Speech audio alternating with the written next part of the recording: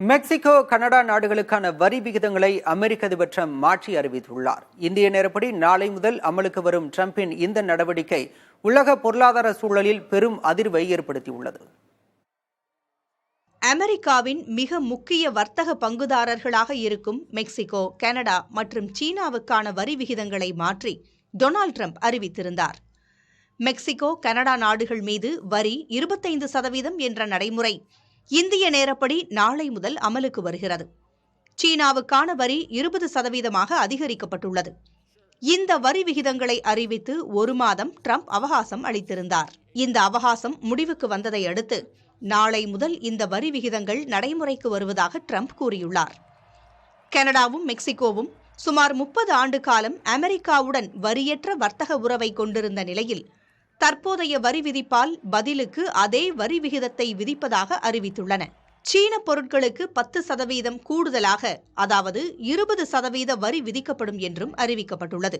அமெரிக்காவிலிருந்து வேளாண் பொருட்களை இறக்குமதி செய்யும் சீனா இனி தென் அமெரிக்க நாடுகளை நாடக்கூடும் என்பது வல்லுநர்களின் கணிப்பாக உள்ளது. ட்ரம்பின் இந்த நடவடிக்கைகள் அமெரிக்கா மற்றும் கனடாவில் பொருளாதார இழப்பை ஏற்படுத்தும் என்று கனடா வர்த்தக சங்கத்தின் தலைமைச் செயல் அதிகாரி கேன்ரென் ஸ்லேயிங் தெரிவித்துள்ளார். இந்த இறக்குமதி வரி என்பது அமெரிக்க மக்கள் மீதான வரி என்றும் விநியோகச் சங்கிலியை பாதிக்கும் என்றும் அவர் கூறியுள்ளார். அமெரிக்காவுக்கு ஏற்றுமதி செய்கிற நாடுகளுக்கும் இது தீங்கு.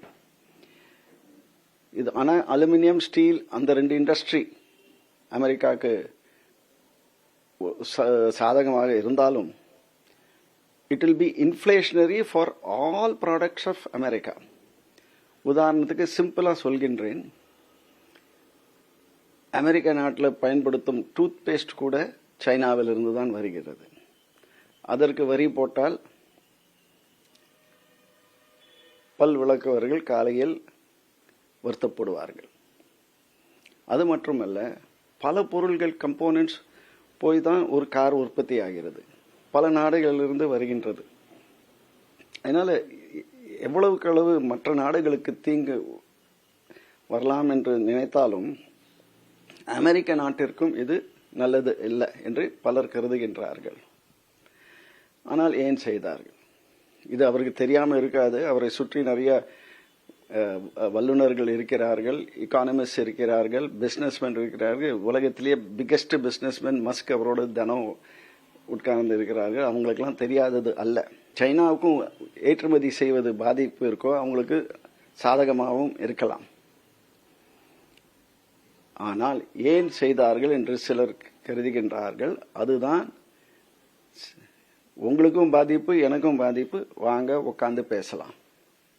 இது ஒரு forced invitation to discuss and நேரோ தி ட்ரேட் கேப். அதுதான் அவர்கள் செய்வதற்கு காரணம் என்று பலர் கருதுகிறார்கள். இந்த நிலையில் வரி விதிப்பு நடைமுறைக்கு வருவதை ஒட்டி ஐரோப்பா மற்றும் ஆசிய பங்குச்சந்தைகள் சரிவை சந்தித்தன.